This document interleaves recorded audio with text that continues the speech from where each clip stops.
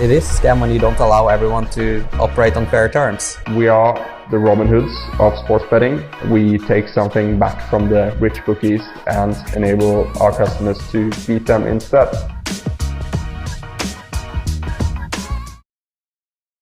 G'day everyone, welcome along to another live Q&A. This time we'll be joined, as you can see, and you've been heavily hyped up through the media all week, tennis betting analyst Dan Weston. How are you, mate?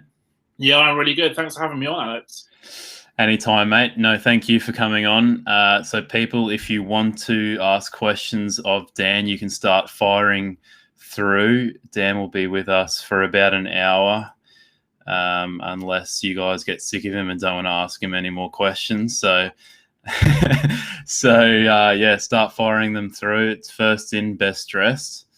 But yeah, it's a pretty good opportunity, I guess, to speak to Dan, considering the Australian Open's it's only hours away now. I guess it probably starts in about 5 hours, I would assume. It's 5 a.m. in Australia here, or at least in Queensland. So maybe even less than that, 4 or 5 hours. So exciting times, mate. You looking forward to it?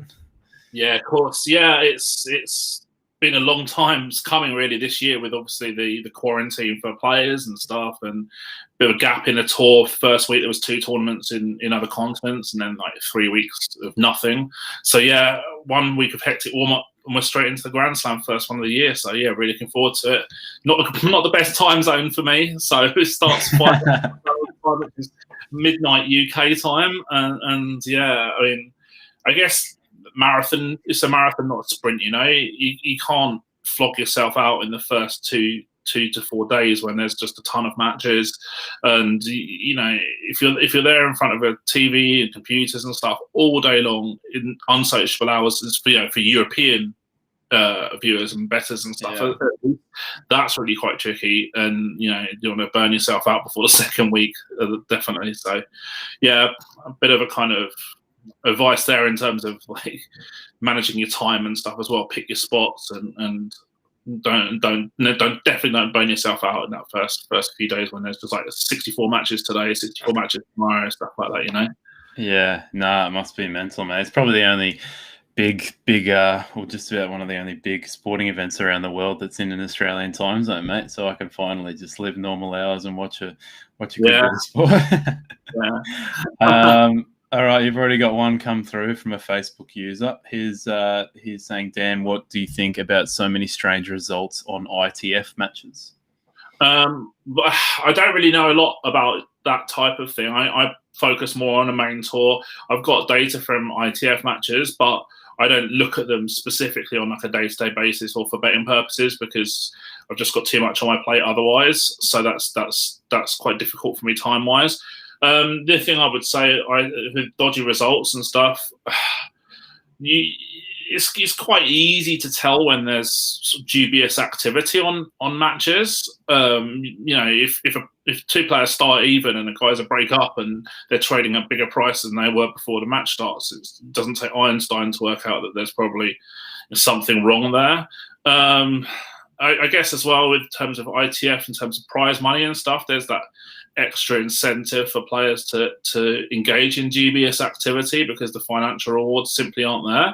Obviously, the main tour, players are, you know, if you're top 50 in particular, you're pretty well off.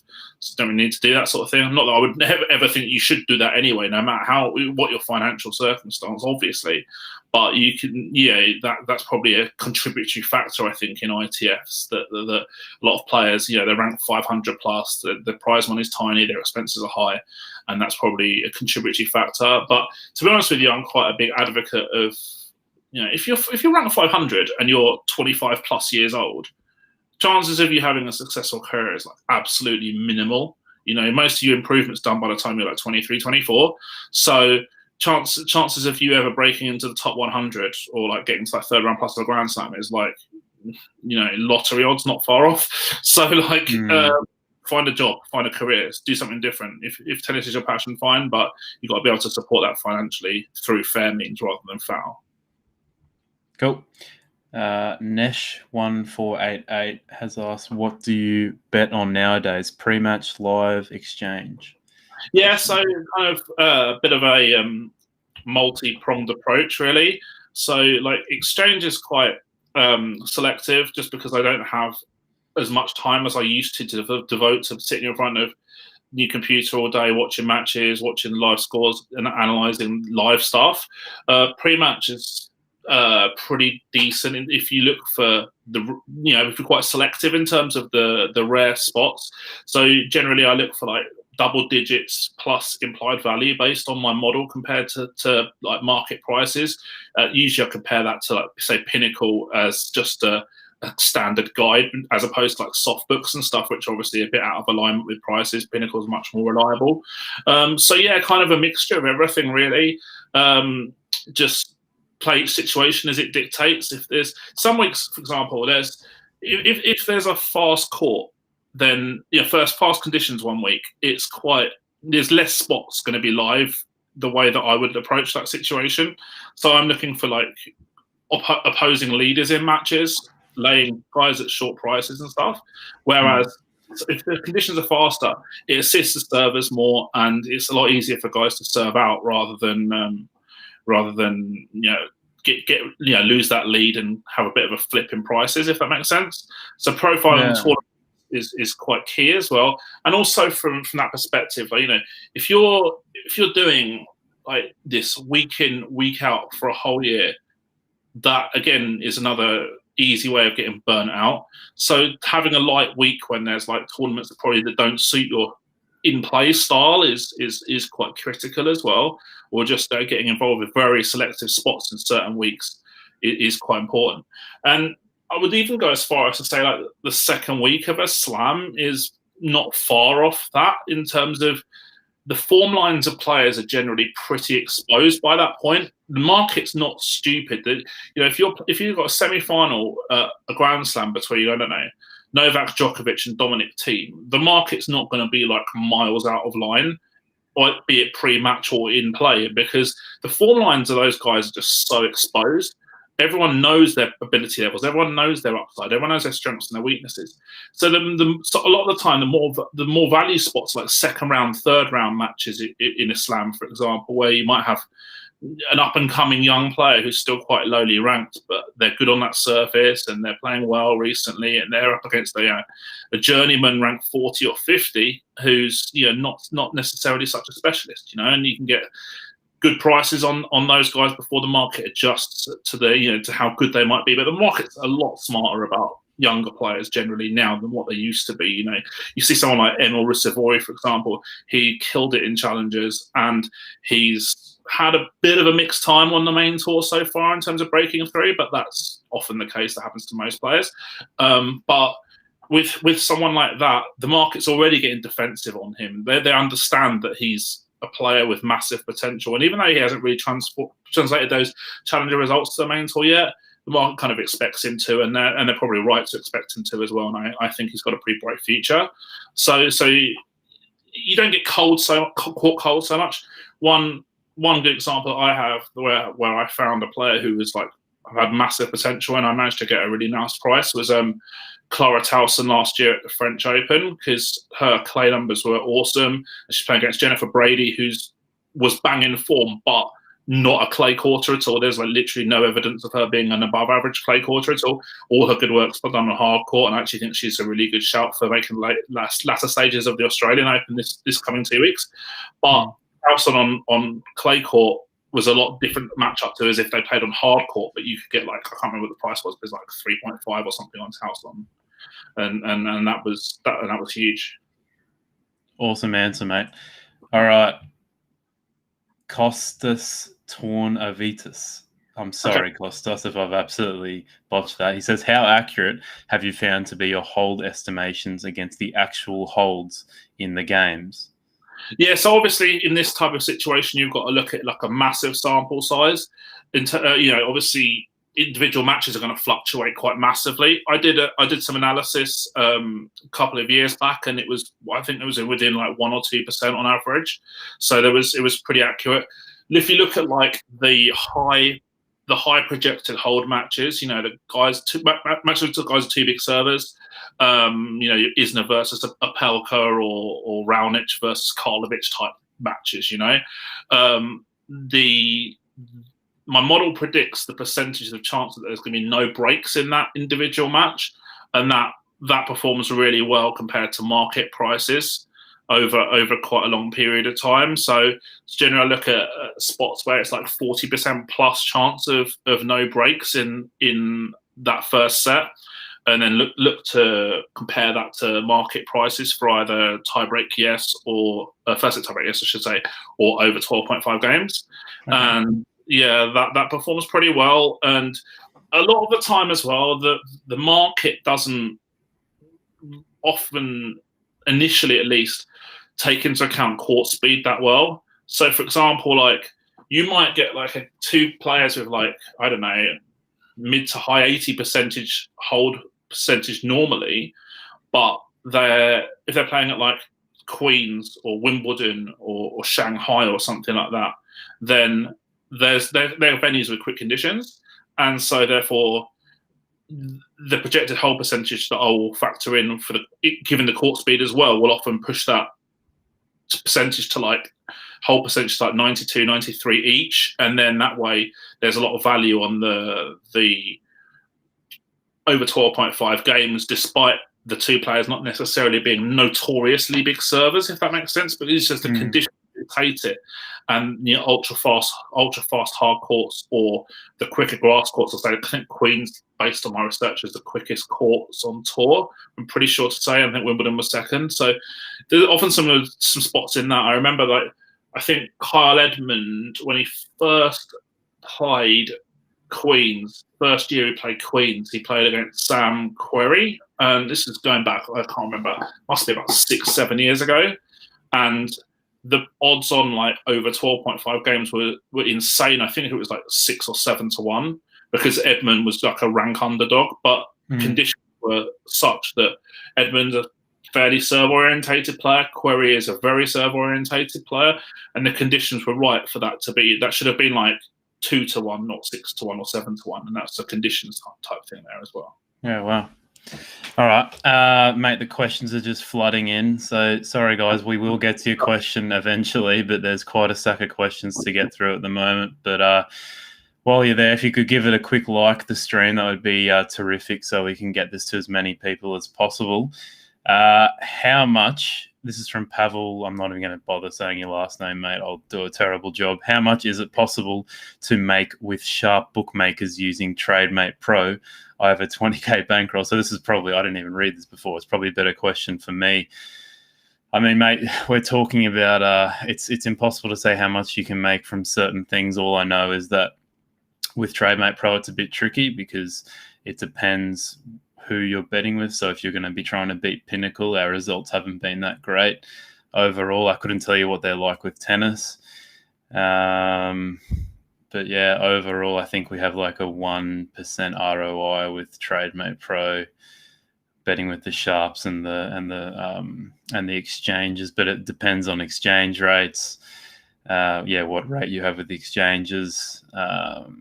Whether you get limited with SBO and DAFA-Bet. There's so many things. There's a great article on our blog, and I'll post it in the comments.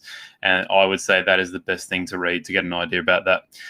Sorry about that, mate. Shane has said, has Dan read the book Game, Set, Cash, The Mad World of Courtsiding? Yeah, that's is that Brad Hutchins' book? I have read that, yeah. I thought it was really interesting, actually. And yeah, pretty mad way of living a life. Fantastic for him, obviously, at that point in time, although I guess he had a few dramas as well to deal with. Fair play if you can do it. Yeah, well done to him. Yeah, I think we wrote an article about it too, or at least we referred to a video in our blog about it. There was a video that came out, I think, a year or two ago. It was quite fascinating. I think it was the BBC, maybe. I could be completely wrong. Yeah, I think I saw that actually on TV as well, or some stream. Yeah, I did have a read of that. I watched that, sorry. Yeah, no, it's good stuff. All right, Shane also asked, is it possible to build a bankroll from scratch from only betting outright markets, as you need a decent bankroll to play live games, matches week in, week out? Yeah, I mean that's a good question. So the problem obviously starting from scratch, you're gonna have some kind of starting point financially. The key to me is twofold. So first of all, you're going to have to realize that this is a long process in terms of if you're staking well from a bankroll management perspective, then you probably only really want to stake like max like 3% of your bankroll on an individual match.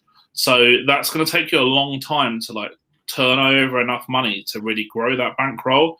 But it's important that you do that, because, you know, if you're staking, say, like quarter or half of your bankroll, then if variance hits and you're playing like relatively small edges most of the time, then that's inevitable at some point. So you've got to be able to ride out the negative points as well as, you know, take advantage of the positive points. Now, the other thing I would say as well is that if you're going from scratch and you're really trying to build up something big from something small, that you've got to try and compound your staking a little bit in terms of don't withdraw any money. You've got to try and reinvest all your profits. And then, so say, like, I don't know, say you start off with 1,000 and you're betting 3% of your bankroll, then that's like 30.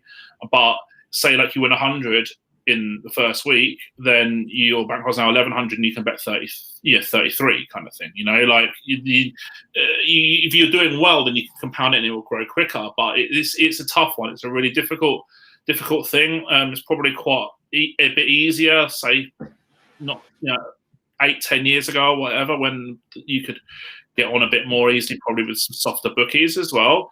But it is what it is. If you're disciplined and you've got an edge, then you will succeed doing that, I think. But it's you've got to understand that you're opening yourself up to a long process before you start. Be patient. Yeah. What strategy do you use, mate? Is it more of a flat staking or a Kelly? Yeah, I think that there's for the way that I do things, there's quite a big favourite over long shot bias. So staking to win X or Kelly is better than a flat stake. Flat stakes tend to work a lot better when you're very, very good at picking out underdogs. And in tennis, a lot of the time, the profit margin from bookies is loaded onto the underdog rather than the favourite. So that's a bit of a tougher process, I've found personally, speaking over a number of years. But yeah, generally, I think that I mostly go for like sub 3 prices from like a match to match basis, and so flat staking doesn't work so well. But yeah, either to win X or taking advantage of Kelly, like I said, like a quarter or a fifth Kelly or something like that would also work quite well. But obviously, you might want to go if you're going to be quite conservative with your bankroll, starting off with like the original question had, you might want to do an even smaller fraction of Kelly just to make sure you're fitting with that sort of 3% guideline that I said. Yeah, 2% bankroll.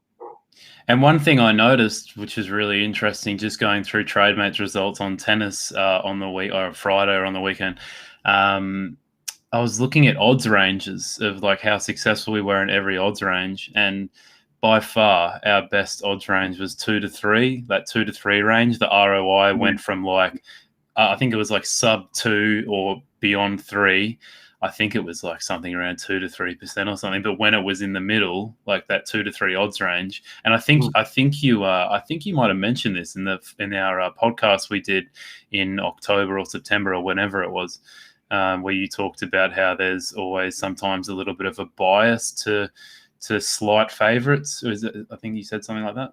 Yeah, and also like I find as well that looking to try and identify false underdogs is good. So, like players who are like 1.8, 1.9 on the model, but you might be able to get like 2.3, 2.4, 2.5 on them with bookies as well.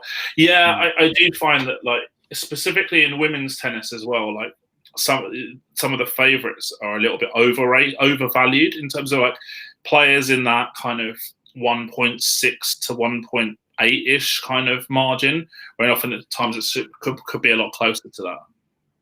Yeah, not far off even money a piece, I mean. Yeah. All right, another Facebook user has asked, do you think Federer will retire soon and Nadal will get a few more slams? Good question. I don't really know about Federer, to be honest with you. I mean, obviously he hasn't played for a while now. It's going to be very, very difficult for a guy in his late 30s to come back to a really high level when he hasn't played for so long. And he was already kind of, not quite at his peak before.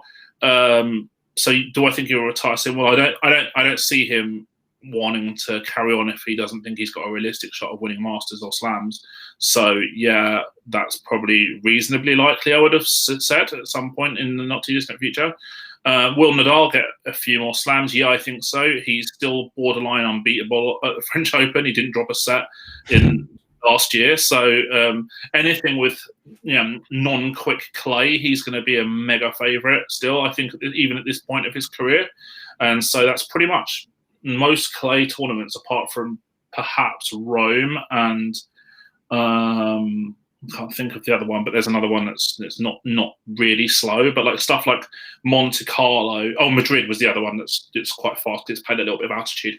But the stuff like Monte Carlo and French Open, which is played on pretty slow or medium slow clay, he's going to go in as like a big favourite until further notice, basically. Yeah. Good stuff. I'm a Nadal man, so the longer he can stay, the better, mate. Evening, guys. Dan, big fan of your work and great to have you on the pod. My first of many questions tonight. What are your thoughts on this unique situation we are in with this slam? Are there some players who might struggle with lack of crowds? This goes on lack of crowds and lack of preparation that the market is not necessarily factoring in so much. Is there room for some big upsets this time round? Great question. Yeah, that is a really good question. And thank you for the kind words as well. Yeah, we have a really unique situation this time. We have obviously a massive lack of preparation. And we also have this kind of weird situation where, because of like the flights, the COVID cases on some of the flights, where players had to quarantine in different conditions to others, no practice, and some did have practice times and stuff. That complicates matters even more. The question is, how do you approach it? And the answer is, I think probably, at least to start with in round one, I would say be pretty cautious. I probably agree with you. I think that there could be quite a few shocks, but it's so difficult to say in advance because, as you say, it is unique. I don't really know how this is going to play out.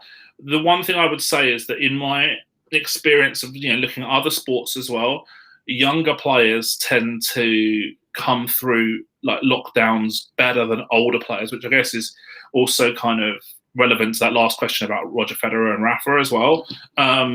Yeah, it's very, very tough. Lack of crowds is obviously going to be some of an issue as well. Someone like Federer, obviously not playing, but he would have been like extremely well backed non-stop by crowds. He's like crowd favourite. Will it affect the Australian players not getting so much like home support? Possibly. But I think this is why it's so useful to have a real good look at the first round, see how that plays out, and then go from there.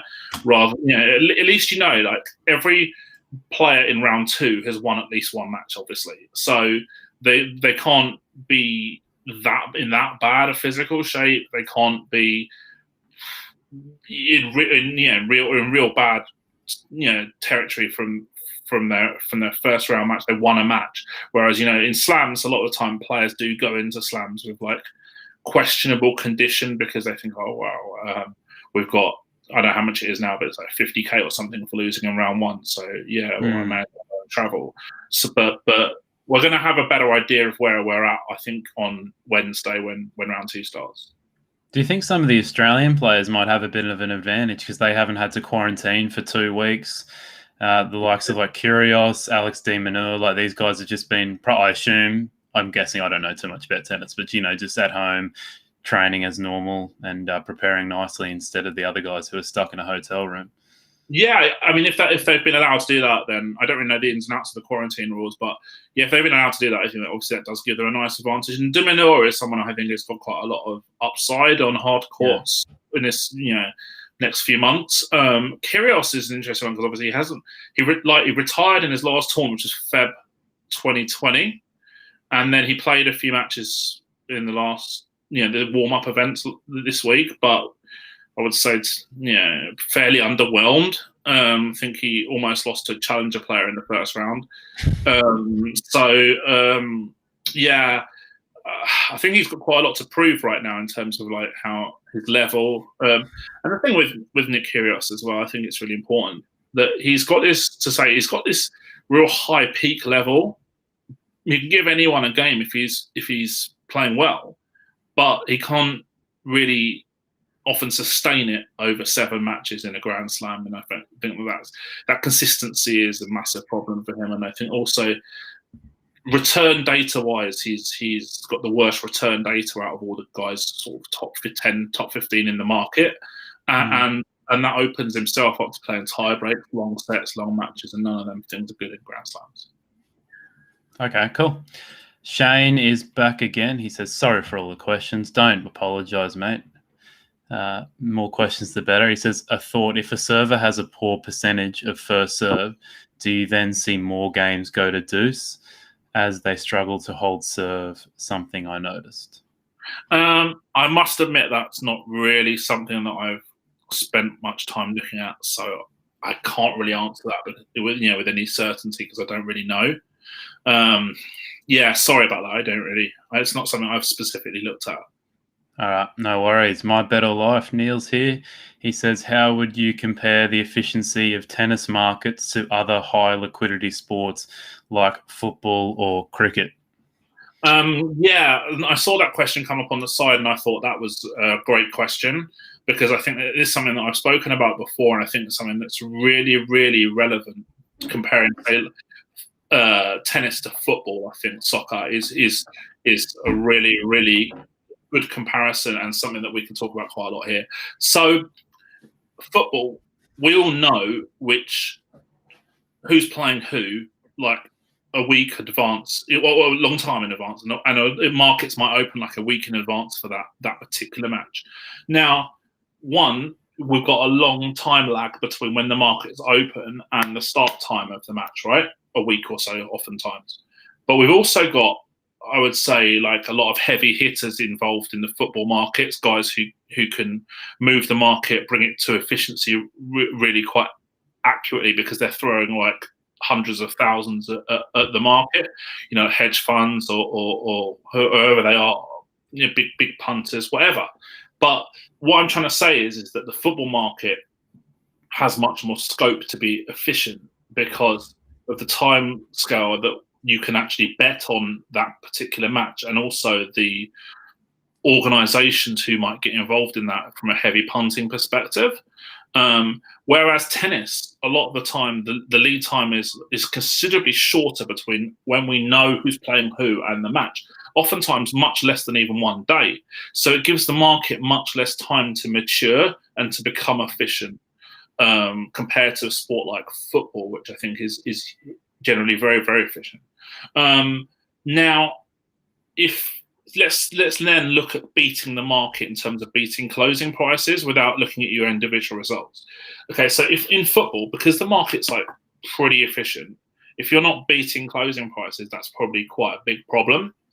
Whereas in tennis, I don't think that it's such a problem because of the fact that the market's not as mature as it is in football because of the timescales that I mentioned, and also probably less organizational investors as well. So yeah, I think it's possible to beat tennis without beating the closing line on a consistent basis, but I don't think it's possible to do the same in football, for example. I hope that answers your question. Yeah, no, it's such an interesting topic because, like with Trademate results, it's the only sport that our results are just very up and down. Like compared to soccer, basketball, American football, all those sports, if we beat the closing line there, we almost always win. But it's like with tennis, it's one of those things we could have a pretty decent percentage over the closing line and still not be profitable. So. No, you're completely right, mate. It's not the most efficient market, and it's one of those things where you've got to be very careful, and maybe like looking into things like we said before, like the odds ranges, like a bit of bias, or at least having a bit more luck on those odds ranges of like 2 to 3. Those are probably the kind of things that you want to be looking at. Yeah. All right. Nesh1486 is back. He says I'm not going to verse Sinner today. You can see it on the screen. You probably know how to pronounce it, mate. Yeah, Shapovalov versus Sinner, I think. Yeah. He says, in my opinion, there is basically no chance that Sinner can win a best-of-5 match today. What do you think about this match? Yeah, that's a good question. Well, Sinner's what I call friendless in the market right now in terms of like his price is just going up and up and up and up. So the market's not fancying his chances much. And obviously that's because of the quick turnaround between the warm-up event that he won and tomorrow's first round match. Now, at least I would say at one positive is it's the last match on court tomorrow. So he's got that little bit more rest time than if he was on in one of the earlier matches. Sinner, I'm talking about. But it's interesting because I just brought the odds up and actually 3-2 Shapovalov is almost the same price as 3-2 Sinner. So the market kind of differs a little bit from the point of view of Nesh there. Yeah, I mean, going to be really honest with you here. I think that Sinner, he can be anything that he wants to be in terms of his career. I think he's a possible world number one. And I actually think that if he can get through this match, he could, if he can get through his match in 3 or 4 sets, I think that he could go on a really good run in this tournament. I make him a better player than Shapovalov. He's got way more potential in terms of where I think he's going to be at in 2 years' time. And I also think he's a better player than Roger Federer, who's scheduled to play in round 3 if it goes to seedings. So I'm looking forward to this match. I think it's going to be. I shortlisted this as one of 3 matches that I think is going to be really awesome for neutrals to watch. 2 young players, slugging it out on court. Sinner's the man in form, but he potentially has those fatigue issues that I guess was alluded to in the question. And a couple of other matches I really want to watch are Monfils versus Ruusuvuori. Monfils, I think, is lost like 6 on the spin, but obviously he's like, generally a top 10 player or thereabouts. Ruusuvuori is one of the most talented young players coming through right now, and Ruusuvuori is actually market favourite for that as well, which is super interesting and something that I do agree with as well. And the other match that I'm looking forward to see is kind of the declining former top 10 players, if you like, between Dimitrov and Cilic as well. That would be pretty fun. Okay, awesome, mate. Cracking round 1 matches tomorrow, actually, or Monday, I should say. Yeah, no, look forward to watching them, mate, in a nice little time zone. Might get the old TV set up here while I work, and what a day.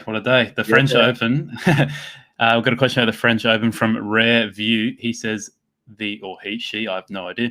The French Open 2020 was a joke. Very unexpected results. Do you think it was fixed? No, I don't. Yeah, I mean, like I said earlier, like these people, they don't need to do that, and I don't really ever see any evidence of that on the main tour at all. Particularly not in a singles Grand Slam. I just wouldn't ever expect to see that. The reason why I think that it's the results are fairly unexpected is because we've just got this unique situation where we've just come out of like lockdown and stuff like that, and players are going to be doing different things for like the 5 months that we didn't have matches or tournaments or just competitive tennis. Like some players are going to be lazy, some players are going to be motivated. As I said earlier, I think young players are coming out of lockdown stronger. We saw that at the French Open with Iga Swiatek winning a big prize. But she's someone who I think, I've pegged her as massive potential on clay for like 2 or 3 years. Although even saying that, I was really shocked that she ended up winning the comp. But I can understand why these results happened. And if you go back to like all the stuff I wrote of the daily previews on Betfair for that particular tournament, then you'll probably find that I wrote, be cautious, don't go overboard. We don't really know what we're dealing with right now. And yeah, the results were pretty unexpected a lot of the time, but almost the unexpected results were expected, if that makes sense. Yeah, no, great point. All right, we're back to Facebook, and everyone, while you're there, give Dan a little bit of a rest. I'll talk for a little bit now. Just give the stream a like, will you? Just give us a bit more support. Subscribe to the channel if you're enjoying this, and we'll have plenty of live Q&As coming up. All right, Facebook user. He has said, or she has said, why doesn't level staking work? I didn't say that it didn't work. I would say that level staking is more beneficial if you're really good at picking out underdogs, like I said earlier. Then that's more beneficial. But also, like, think of it like this, right? Think of a card counter in a casino playing blackjack, right?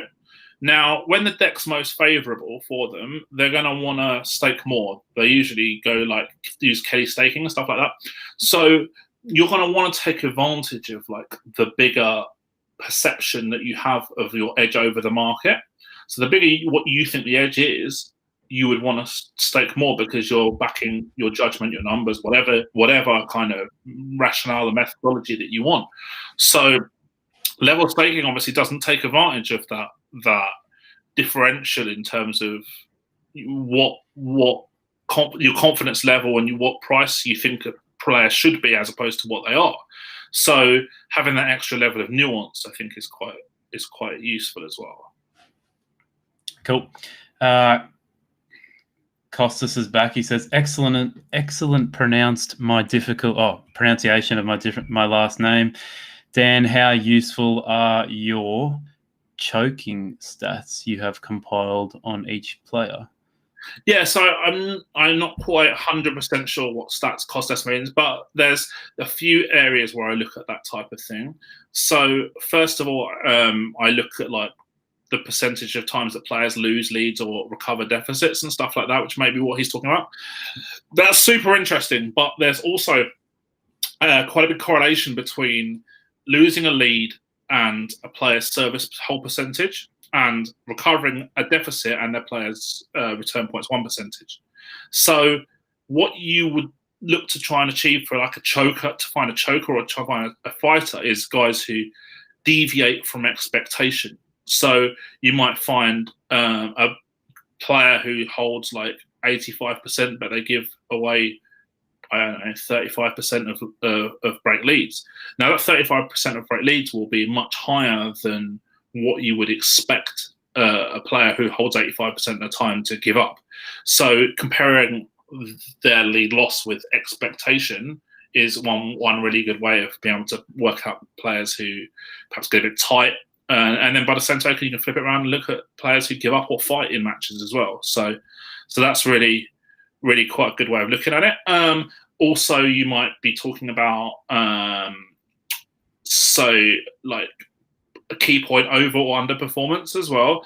So I have a very strong point of view that clutch players don't really exist, because if you look at, say, like 3+ year data sample sizes for players, you'll find that the overwhelming majority of players, pretty much everyone, is within 1% of expectation on key points. Like pretty much everyone. One player that I would say who stands out as being different to that is Nick Kyrgios, who's just like an absolute wizard at key points. But he doesn't have the biggest sample size. He doesn't play a massive amount of tournaments, but he's one notable exception to the rule. But so let's look at it from this perspective as well, right?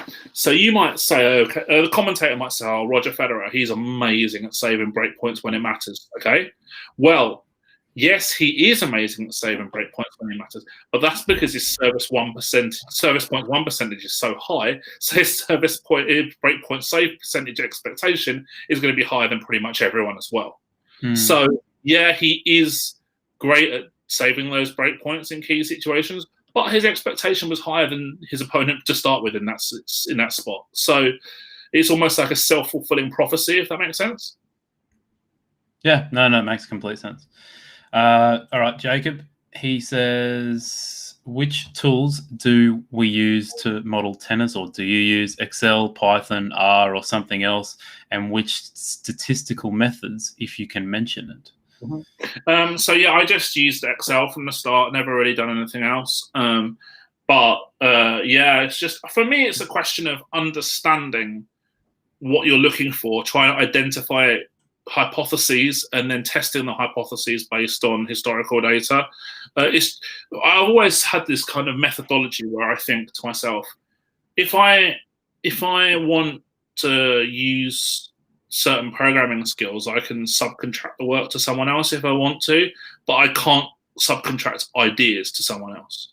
So being able to have those, ideas and kind of theories and potential strategies, and then go through the historical data to back test them is something that I've tried to specialize in somewhat. So to understand what affects what, basically, using the historical data to understand that. Yeah, and overall, like how do you think how exploitable is the tennis betting market with the use of models and statistics? Because we look at football now, and it's almost break even. Like it's almost impossible to have an edge because the bookmakers all factor that in now. Like looking at your models and looking at what the bookmakers are doing, like is it a lot more exploitable than market based on if you base it solely around like a model and stats and stuff like that? Yeah, well, when I first started, which was a long time ago now, must be like 8, 9, 10 years ago. I can't really remember, but a long time ago. When I first started, I did like ELO style models, and they were like really, really good. I got limited real quick, and the soft bookies were just ridiculously easy to beat. I remember like getting up at like 6 a.m. in England, and I think the work experience boy was still working at a few of the soft bookies at that time of the night, and they hadn't adjusted the prices and did crazy stuff.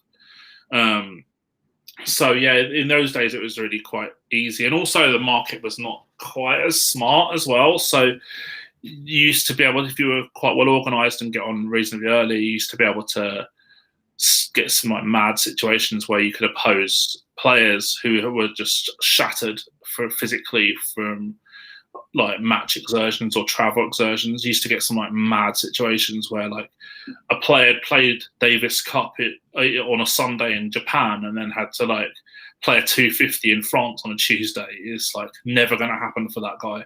But you used to be able to get like big prices on their opponent if you were like organized and quick. Stuff like that. So, but the market's much smarter than that with that now in terms of like opening lines and as compared to what it used to be. So it's harder to beat those kind of niche situations. It's certainly possible to do well, but it's not as efficient as football. Like I said earlier, like there's complete difference in my opinion in terms of like how the two sports operate in terms of the markets. But again, it's just a question of spending a lot of time on something. You've got to put the hours in, otherwise it's not going to work. Because if you're not putting the hours in, someone else is, then they're going to have that advantage over you straight away. You've got to try and be the best prepared, the best organised you can possibly be. Okay, cool. Dylan O'Connell says, I bet on women's tennis only. Unibet and 888 Sport odds often seem too big.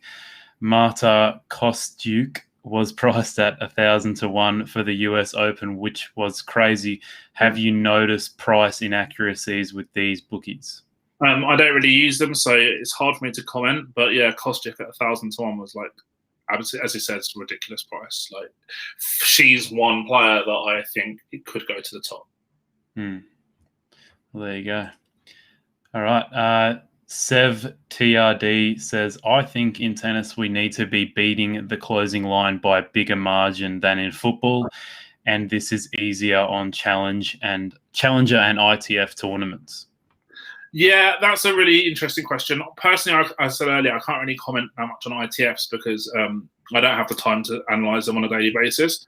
But I take the broad point because, and this goes back to what I was saying earlier about like the second week of Grand Slams, particularly quarterfinals onwards, you don't tend to find that much value because the form lines and ability lines of players are so exposed. Everyone knows where these players are at and what their capabilities are, because usually it's like top 10 v top 10, and everyone knows that and they can market price really accurately. Whereas in challenges, and also I really like like round 2 quarterfinals of 250 level tournaments as well. That's a big area for me because you can get some big edges in those type of events as well. In my opinion, I take the point about challengers that people know less about those type of players, and oftentimes you get players who are like on a massive upward curve at that level, and sometimes people don't notice that quick enough. And actually, that was one area where I built a lot of bankroll quite quickly, doing that in challenges at the start. So, for example, I remember 3 players who I would like my go-to players when I started building a bankroll in challenges. Benoit Paire was one. And he was still crazy then as well. He used to have some mad matches at that level. And even though he's not very good now, Malek Jaziri was really reliable at challenges when I first started as well, and he was a good earner for me. Just before, this was kind of like pretty much before he broke onto the main tour, quite a while before he broke onto the main tour. And also the one player that I was like my Mr. Reliable for me at challenger level was Roberto Bautista Agut before he broke on to the main tour, and obviously he's had a really good career since then as well. So yeah, finding those younger players with upside and undervalued players in challengers, yeah, I definitely think that's a good area that you could specialise in. Just obviously got to be kind of aware of the fact that yeah, you might be able to beat the market by more, but how scalable is it? So in terms of like limits and stuff like that. Yeah, we've got about just over 10 minutes left, guys. So if you've got any last-minute questions, send them through. We'll try get to them, but we'll try also get some little Aussie Open predictions from the man himself before he heads off. So stay on board for the big tips. My Bet or Life is back. Neil, would you say that beginners should avoid trading challenges, or is there an edge to be found if you are disciplined and following a stats-based approach and entry points as mentioned in your book? Yeah, that's a really good question. I mean, I don't mind challenges, but you've always got to be aware of the liquidity issues. The ability to get in and out of the market, I think, is really critical. From my point of view is that it's very difficult to do like point by point trading in challenges, and you might want to say restrict yourself to end of game. And yeah, I think they can be fine, but you've got to be aware of what you're getting yourself into before you start, and understand that the liquidity is really important as well. Cool. Shane's back again. He says, Dan, what do you think of this current proposed new gambling legislation capping online deposits at £100? This affects all sorts of bettors, large or small. Could spell big trouble for exchange liquidity. Yeah, I know a bit about this, not that much. Obviously, I think was it last year or the year before? So I think it's 2 years ago actually. We saw the big state restrictions on fixed odds betting terminals in the UK, which had a big detrimental effect on the high street bookmakers. But I think was probably something that needed to be done. Whether this will actually go ahead and be cut to such a dramatic extent is, I don't really know the answer to that. Obviously, it would have a huge impact. As Shane says, it affects every type of better, large and small.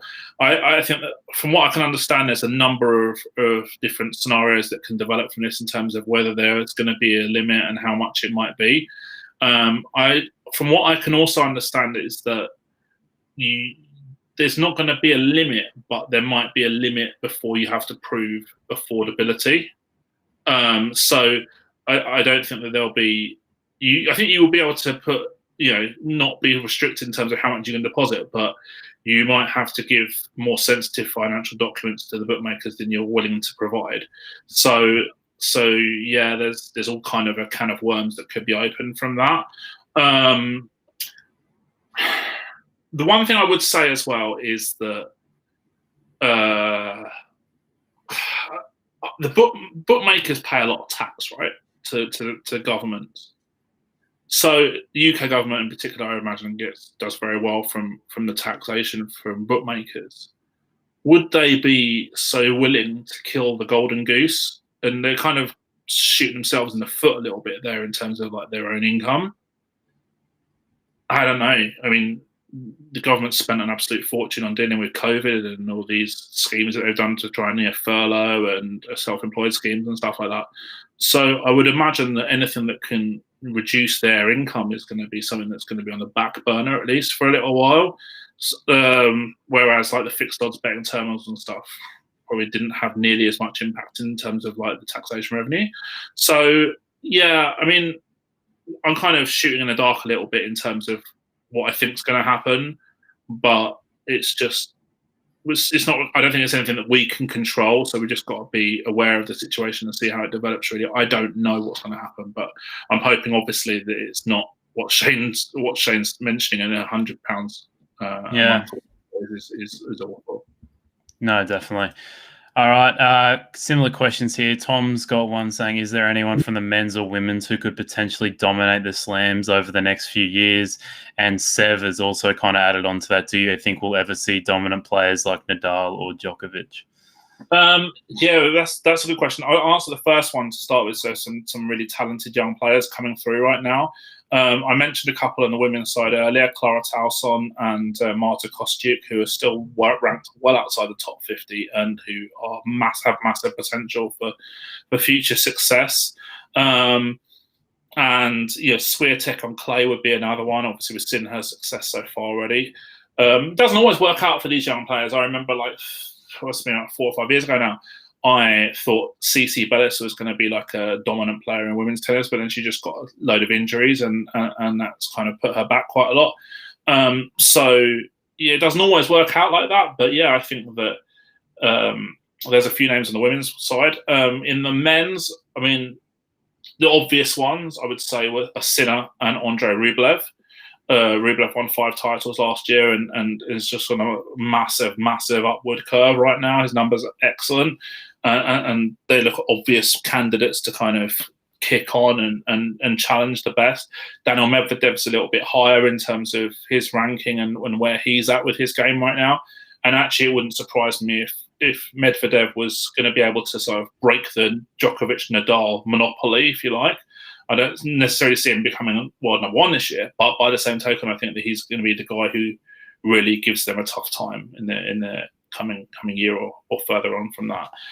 As far as dominating slams and stuff go, I mean, I think we're in the last decade or 12 years or whatever, we've really seen something that we may not ever see again in terms of like these players who are just super good and dominating the field. You know, how good is Andy Murray? Has Andy Murray been? Yeah, he's not won nearly as many Grand Slams as Djokovic, Nadal, or Federer. In another era, Andy Murray could have won double-digit Grand Slams, and he's been super unlucky to be the same age as roughly as these players. So will we see a dominance? I'm not so sure. Yeah, I don't see any of the current crop being like super dominant right now. But in terms of where they might be in a few years' time, but I think we're going to we've got Medvedev and Rublev and Zverev and Sinner and a couple of others. Maybe Dominor can make a breakthrough as well, and a few of the lower ranked players who are going to kick on as well, younger players. Will they? They could all get to a reasonable level, and we could have like a really nice level top 10 kind of thing where like anyone can beat each other. I think that would be much more watchable as well from the men's game, where we go into most slams, pretty much all slams, with Djokovic and Nadal taking like 70% plus of the implied odds in the market. Whereas obviously we have such a competitive field in the women's tournament where like 20, 30 players can go into that tournament and think, okay, well, I've got a pretty decent chance of making quarter semi-finals plus. Whereas we don't have that in the men's. Yeah. All right. 2 more, mate. Jacob says, what I struggle with the most with my tennis model is setting the weight of past results. Yeah. Do you have any recommendations there? Yeah, I do. So that's a really good question, but it's super complicated because of the COVID situation. So generally speaking, I prefer to look at 12-month data, because I find that it's reasonably relevant in terms of a timescale, but also good enough in terms of a sample size as well, and that's on a given surface. So it's trying to find that sweet spot between recency and sample size, so which is quite a difficult spot to find. However, COVID's like ruined that completely, because obviously we had like 5 months off of like an absolute ton of tournaments. 2 Grand Slams got postponed, and quite a few Masters tournaments as well, and generally big tournaments, massive sample size. So at the moment, I'm kind of flitting a little bit between 12 and 18 months on the surface, but trying to kind of be aware of players who are on a significant upward or downward curve, and looking at, say, like 6-month data of all surfaces, for example, to try and understand which players are on those upward or downward curves. But yeah, it's a really tough one right now. But I think 12 months is a good time period.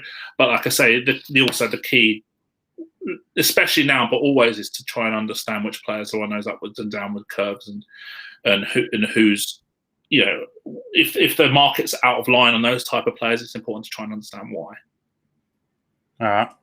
And Sev says, do you think bots are taking positions on Asians and exchanges? One guy told me that before 2014, those wrong odds lasted longer and there were more opportunities. Yeah, I agree. Well, I said that earlier, didn't I? That when I first started, the markets were softer and you had more opportunities. And I have some examples of, you know, fatigue stuff or travel stuff that whereby that definitely was the case. Yeah, the markets are smarter now, and that's because people are smarter. People are better at computers.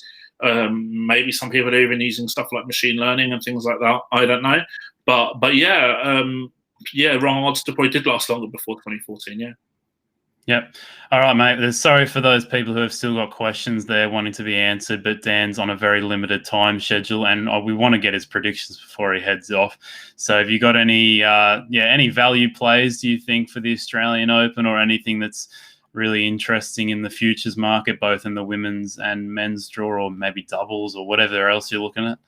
Yeah, I don't look at doubles at all. A singles only really for me. But yeah, I mean, you can kind of take this with a bit of a grain of salt, because these are not confident leans whatsoever right now because of these unique circumstances that we're in right now. I think that if we disregard fitness, Yannick Sinner is undervalued to win quarter two in the men's, but we have to consider fitness. That's why it's so key for me that he gets through. If he wins tomorrow, he's got to get it done pretty quickly. He's got a ridiculous upside. Like, I genuinely think that this kid's going to be number one in the world. But we've got that often problem of overplaying the week before a slam. But you know, some players can deal with it better than others. I think it was a few years ago. I think like Fabio Fognini went back to back to win or final in 3 consecutive weeks. Like, some players can deal with it better than others, whereas some players will get to a final and just auto pull out the week after. So it's very individual dependent. So on ability wise, I don't think he should be like pretty much quadruple the price of Team to win the quarter, put it that way. In the women's, okay, so a couple of quarters are a lot more stacked than others, in my opinion, in terms of like competitors and who's fighting to win those brackets. Super competitive tournament anyway, with players who can, on their day, beat anyone. One player I really, really like in this tournament in terms of a value price to get to latter stages is Jennifer Brady, because she's just unbelievable on hard court since the tour regime. She's running, I think, at like 110% combined service points 1 and return points 1 on hard court since lockdown, basically. And that's elite level. That's unbelievable stats. Super, super good. And she's got a quarter where I think that there's question marks over a few players in it as well. Sophia Kenin, for example, was very poor against Garbine Muguruza the other day.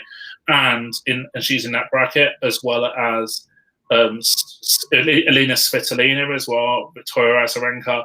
I think that Brady has the potential to come through that bracket. And yeah, I think she's one to watch for sure. I think she's about 6-1 to win second quarter, which I think is a pretty fair price. Yeah, so that's outrights. There was other players that I liked in the outrights, but then they ended up getting horrible draws. Like Ekaterina Alexandrova at a big price would have been fun, but she's got Ash Barty in like round 3, which is not great at all.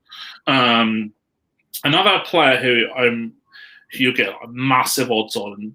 She's very unexposed in terms of form lines, and I think she's going to become a pretty decent player this year and really improve her ranking. Is a player called Nadia Podoroska, whose stats are very, very strong, and she's in that Q2 as well with Brady and Kenin and others. So she's at much bigger prices.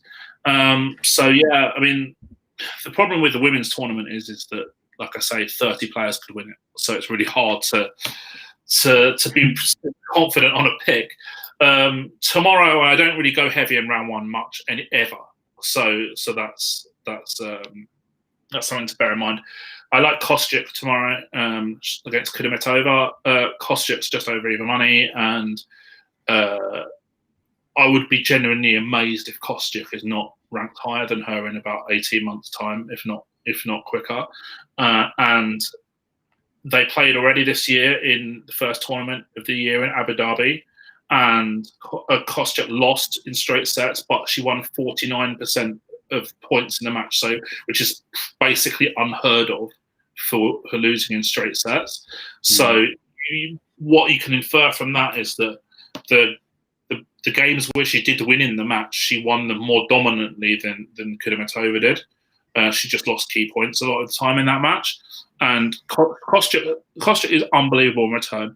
I think she broke opponents 54. No, she won 54% of return points and broke opponents about 60% in ITFs last year. Now that you don't see those numbers ever.